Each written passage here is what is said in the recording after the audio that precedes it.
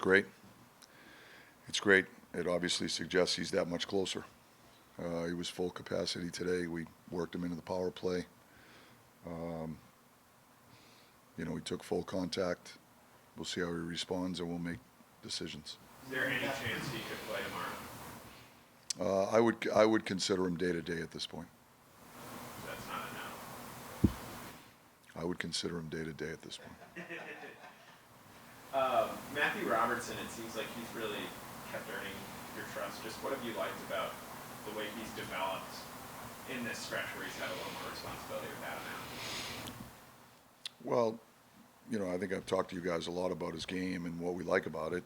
His size, his reach, his mobility. He has a physical presence when he plays. When he plays with physicality at the net front and the battle areas.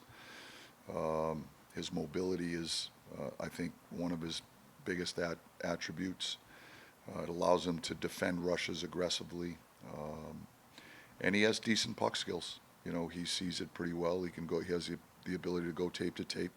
He's pretty good at getting pucks through off the offensive blue line. Those are the things that we've liked in his game and continued growth in that element. And I think with every game he gets under his belt, he gets a little bit more experience. I think it helps with his ability to process the game, which in turn helps his decision making, his positioning, his stick detail, his decision making both with and without the puck. And those are important elements of playing that position. The offensive numbers for the defenseman group as a whole have obviously gone down with Fox out, but have you been pleased with how they played on the defensive end, those six? Yeah, I think they defend hard. They're an honest group. They compete hard. They defend hard. They're not perfect, but they're competitors. And I think they defend hard. And I think I think they've continued to do that in Foxy's absence. Over the past few months, what have you learned most, about Artemi's game, or just as a coach, what's it like to be able to coach someone with those sort of offensive skills? So obviously he has the ability to drive offense. He's a difference maker. He's you can use the phrase or the term game breaker. There's a number of those guys in the league, but they're unique in that regard. And I think Brett's one of those guys.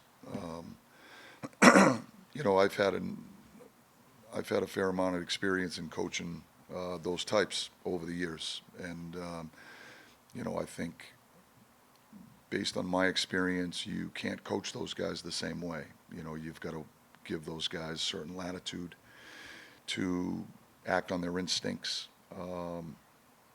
and I certainly try to do that. The phrase I use with them all the time is just meet me halfway with respect to play away from the puck, positional play, assignments off of face-offs, things of that nature. Offensively, we try to stay out of his way and allow him to trust his instincts and act on his instincts. I think that's what makes Brett unique. And so we do our very best to stay out of the way in that regard.